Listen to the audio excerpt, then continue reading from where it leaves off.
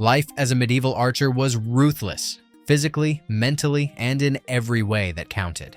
It wasn't just about launching arrows, it was about enduring a life that demanded everything and offered little in return. The real question wasn't whether it was grueling, it was whether you had what it took to handle it. Growing up as a medieval archer wasn't a choice, it was often your fate. From the moment you could walk, kings across England didn't gently encourage archery practice. They enforced it by law.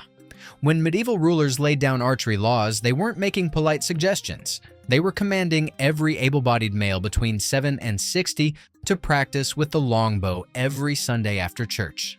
Skip practice, and you'd face a fine or time in the stocks. Imagine being 10 years old, handed a bow nearly as tall as you, and told to pull it back. Not just once or twice, but hundreds of times until your tiny hands blistered and bled. The adults around you didn't care about your tears or complaints. Their reasoning was harsh but clear. If you couldn't pull the bow, you were worthless in battle. Again, would be the unrelenting command as your shoulders ached and your fingers cracked open.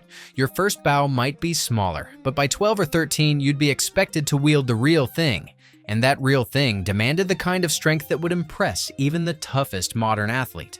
Training wasn't just about hitting targets, it was about building the insane upper body strength needed to repeatedly draw a bow that required over 100 pounds of force. While other children played, young archers spent hours hauling weights, lifting stones, and repeating the same motions thousands of times until their bodies physically transformed.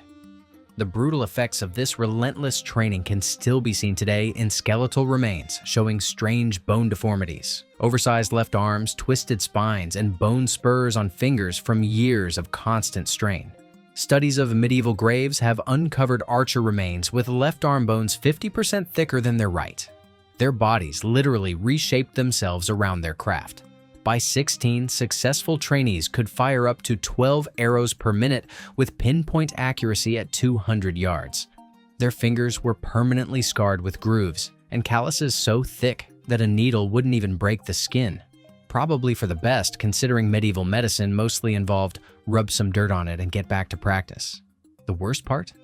This childhood of agony was just the beginning. After years of brutal training, you'd think an archer might come to love their weapon. The truth, however, was much more complicated. The English longbow was both a triumph of medieval warfare and a constant source of physical torment. First, its size, standing between 5 feet 10 inches and 6 feet 6 inches, it often matched or surpassed the height of its user. Made from yew, it weighed only 3 to 5 pounds, but after miles of marching, that weight felt like a burden. The real cruelty lay in its draw force. Recovered bows have shown draw weights between 90 and 180 pounds, 2 to 3 times the force of modern hunting bows. Picture lifting a medium-sized dog with just 3 fingers, then doing it 400 times in an afternoon. There was no shortcut to making it easier, only raw muscle power. The toll was brutal. Archer skeletons reveal enlarged bones, compressed spines, and crippling arthritis. Some developed such massive bone spurs on their drawing hands that they must have lived in constant pain. Yet they kept shooting.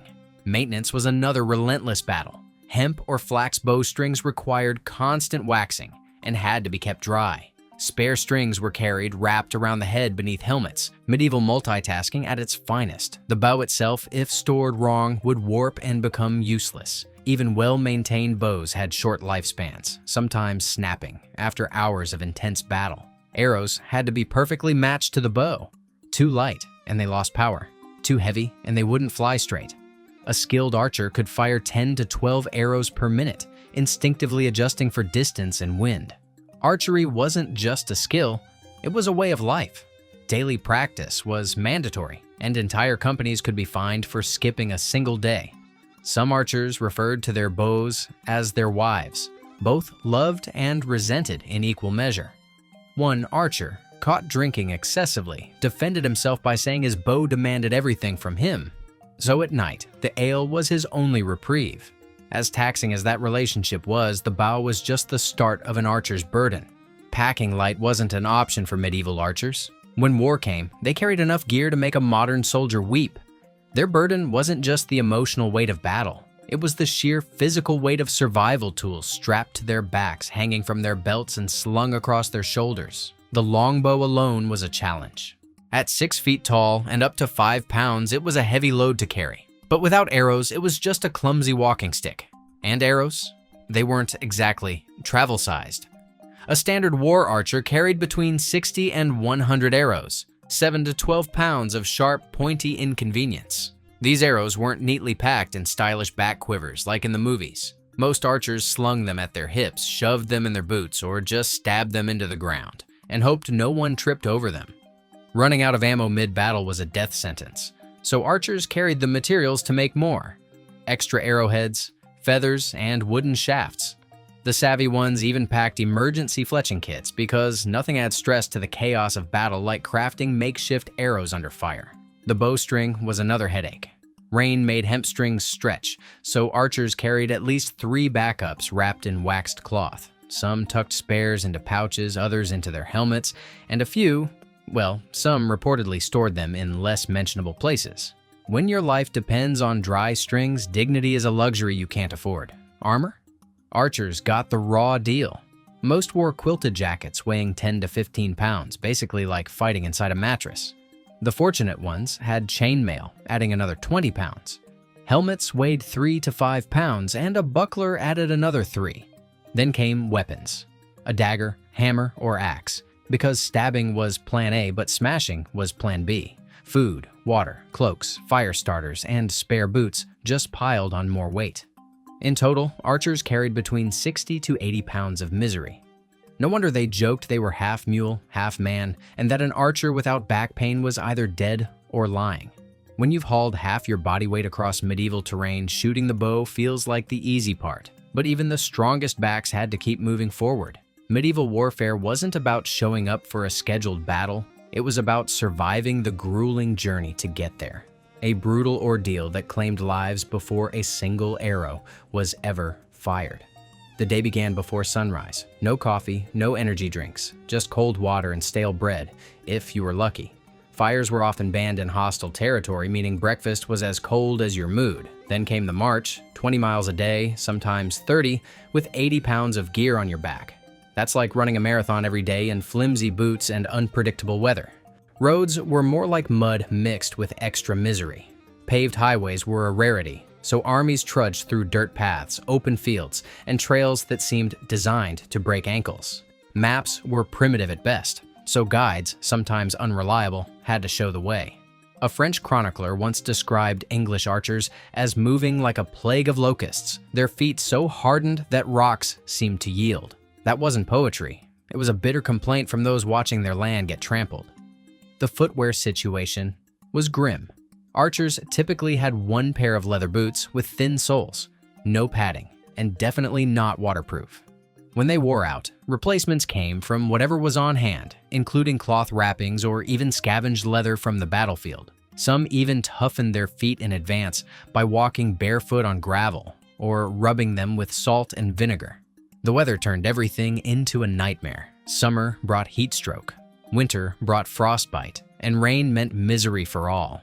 Cold soaked everything, gear got heavier, and bowstrings became useless. Some armies just stopped moving when the rain was too bad, preferring delay over drowning in mud. Sleep was a luxury, no tents unless you were nobility. Most archers slept on the ground, wrapped in cloaks, hoping the bugs wouldn't feast on them. Food? Hard bread that needed soaking to be edible, dried meat tougher than armor, and foraging. A polite way of saying they took whatever they found. By the time they reached battle, archers were already half dead. Unfortunately for their enemies, that made them twice as dangerous. The march might break their bodies, but it forged resolute spirits, and those spirits would need every ounce of resolve when the real fighting began. Archers weren't just guys with bows. They were highly trained specialists, operating with the precision of medieval artillery units. Their formations turned battlefields into giant screaming pincushions. The basic archer formation was shoulder to shoulder in long lines. It seemed simple, but every detail was meticulously planned. Terrain, wind, sun, position, and enemy movement all factored in. Commanders treated battlefields like oversized chessboards.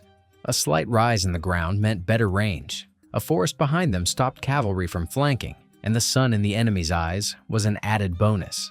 Points for making knights squint. Archers didn't stand in straight rows. They formed a slight curve, not just to look fancy, but to make their arrows converge on targets from multiple angles. This increased the kill zone, making dodging nearly impossible. The math behind these volleys was terrifying. A well-trained archer could fire 10 to 12 arrows per minute. With 100 archers, that's over 1,000 arrows per minute. At a court, 6,000 English archers participated, meaning they would rain down 60,000 arrows a minute. That's not a battle, that's a weather report. But this wasn't random shooting. Against infantry, volleys came in continuous waves, forcing enemies to advance while being turned into medieval porcupines. Against cavalry, archers planted stakes in the ground to stop horses while aiming at both the riders and their terrified, soon-to-be riderless mounts. Arrows weren't just fast, they were lethal. A war arrow from a longbow hit speeds of 160 feet per second and could penetrate 4 inches of oak. Chainmail might as well be a t-shirt. Even plate armor had weak spots that arrows could exploit. Communication was just as sophisticated. Voice commands were useless in battle, so archers relied on flag signals, horn blasts, and drums.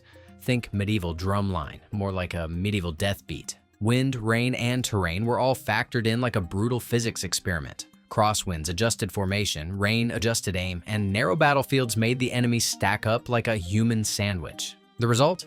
Archers changed medieval warfare forever. And if you were on the receiving end, the only question was whether you die first or just wish you had. But even the most sophisticated tactics couldn't prevent the battle from eventually getting personal. When enemies closed the distance and the last arrow had been fired, strategy gave way to sheer, desperate survival. Unlike modern soldiers, who might call for extraction or reinforcements, medieval archers faced a simple, terrifying truth. They had to fight hand-to-hand against enemies who were often better equipped, better armored, and absolutely furious from watching their comrades fall to arrow fire. This transition happened in several brutal ways, none of them pleasant. Sometimes enemies simply outlasted the arrow supply. A typical archer carried 60 to 100 arrows, which could be gone within 15 minutes of intense combat. Medieval supply chains didn't exactly have airdrop capabilities. Once you shot your last arrow, you were officially in the close combat business. Other times, cavalry or infantry broke through protective lines, forcing archers into immediate melee. In these moments, archers reached for their backup weapons, tools that revealed just how desperate they were. The standard secondary weapon was a simple dagger, useful for eating and camp chores, but tragically useless against a mounted knight with a 5-foot sword. Some wielded mauls, essentially wooden hammers with metal striking surfaces. A solid hit could dent armor, but getting close enough to swing one meant volunteering for a starring role in a medieval cautionary tale. Others carried small axes, repurposed from wood cutting, which could hook shields or exploit weak spots in armor. The most desperate archers weaponized their bows. A 6-foot yew longbow made a passable staff, and some even modified them with metal caps. Medieval art shows archers trying to trip knights with bows or block sword strikes, rarely with success. The mismatch was brutal. Knights trained in close combat from childhood, wearing 60 pounds of armor and wielding weapons forged by master smiths. Against them stood the archer, typically wearing a gambeson, wielding a converted tool, and trained only in bow use. One medieval writer described this as a mouse battling a cat, though this was a mouse that had earlier killed the cat's entire family. Not all archers died. Some escaped, others survived with injuries, and a few even captured enemy weapons. But once an archer ran out of arrows, survival often came down to sheer luck. This transition from ranged warfare to desperate close combat represents one of history's starkest battlefield role reversals. In minutes, elite distance killers became underdogs, fighting for bare survival. For those who somehow survived this ordeal, yet another challenge awaited, one that no weapon could defeat.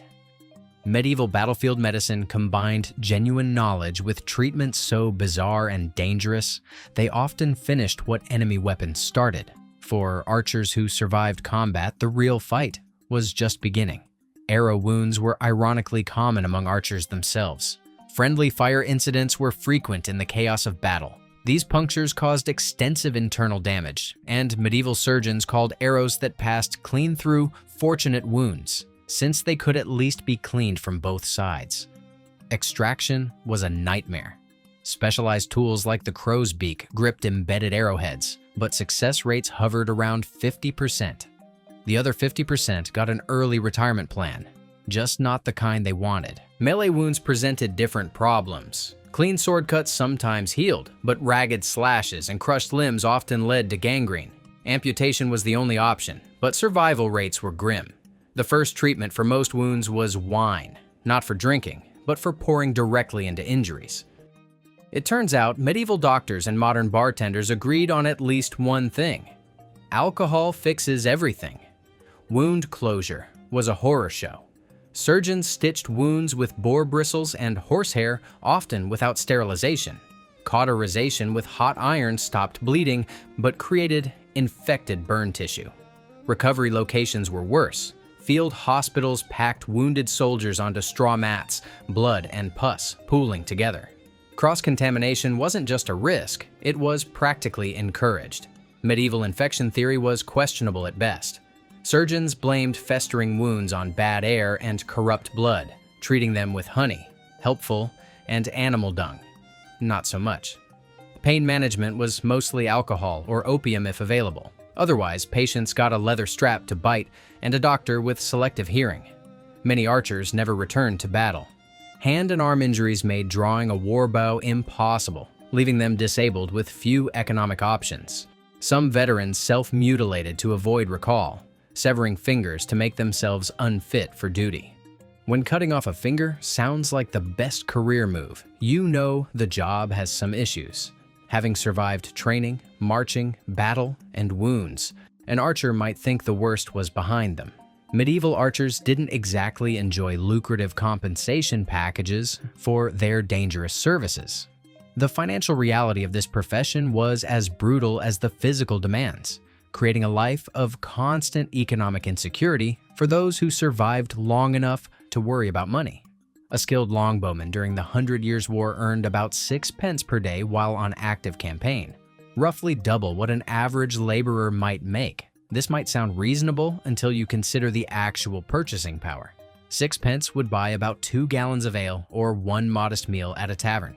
Archers weren't starving, but they certainly weren't building a nest egg for the future. Payment schedules only added another layer of frustration. Wages were supposed to be distributed weekly or monthly, but medieval payroll systems were notoriously unreliable. Military treasurers often ran out of funds halfway through campaigns. Archers sometimes went months without payment, expected to keep fighting effectively while essentially working for IOUs from their lords or the crown. This payment uncertainty led directly to one of the most controversial aspects of archer economics: looting. Unpaid or underpaid, archers naturally turned to battlefield salvage and civilian plunder to supplement their incomes. While officially discouraged outside specific circumstances, looting was tacitly accepted as a necessary evil to keep armies functioning when official payment systems failed. The value of battlefield salvage could exceed an archer's annual salary. A captured knight's armor might be worth over £5, the equivalent of 6 months' wages.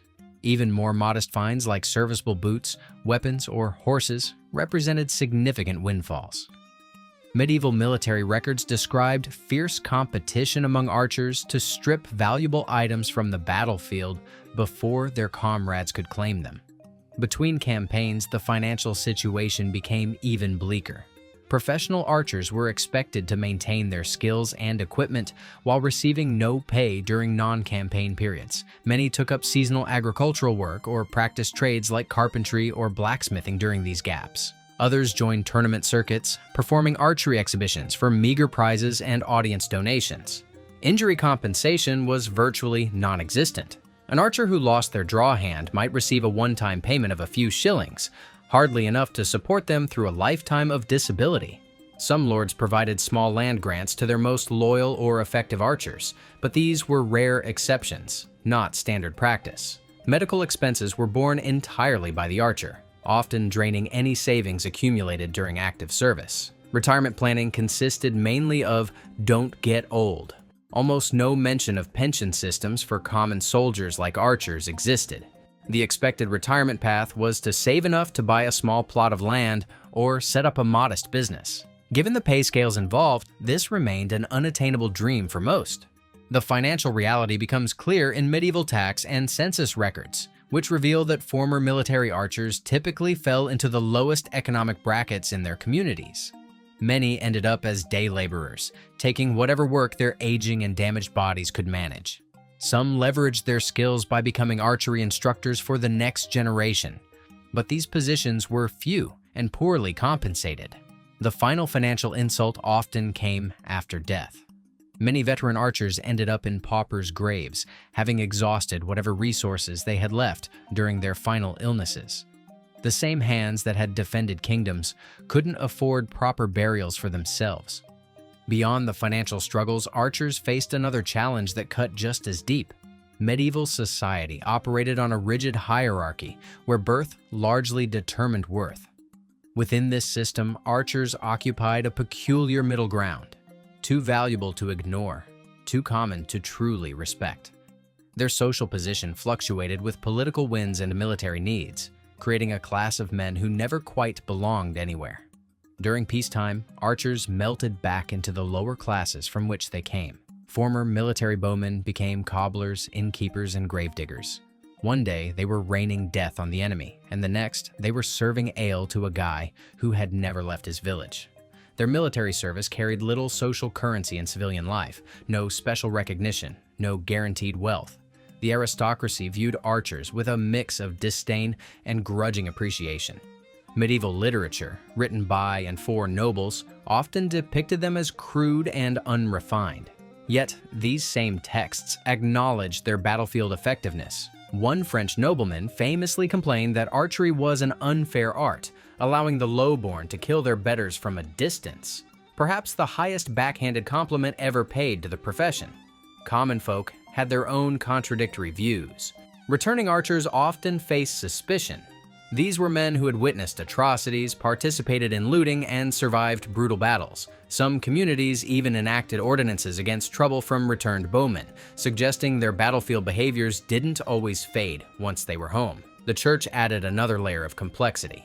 Official doctrine condemned missile weapons used against fellow Christians, with papal bulls specifically targeting crossbows and longbows. This left many archers in a moral bind, celebrated by kings, damned by their priests. Some tried to buy spiritual forgiveness with large church donations, while others simply hoped their accuracy on the battlefield might impress Saint Peter. Women's perspectives were equally complicated. Archers earned decent incomes during service, making them attractive providers. However, their frequent absences and high mortality rates made them unreliable long-term partners. Some towns even had noticeably higher widow rates in areas known for supplying archers. The phrase, "till death, do us part," probably hit a little too close to home. Children viewed archers with both awe and dread. Boys admired them, but feared being selected for training. Recruiters arriving in villages were met with a peculiar mix of excitement and hidden sons. Mothers stuffed their strongest boys into cellars, while fathers reluctantly presented them, knowing survival depended on having a useful skill. Ultimately, archers lived between worlds, respected in war, tolerated in peace, but rarely fully integrated into society. They mastered a weapon so demanding it altered their bodies, faced dangers that would terrify modern soldiers, and did it all for wages that barely kept them fed. So, do you think you have what it takes to be a medieval archer? If so, congratulations. You've got more grit than most knights who ever wore fancy armor.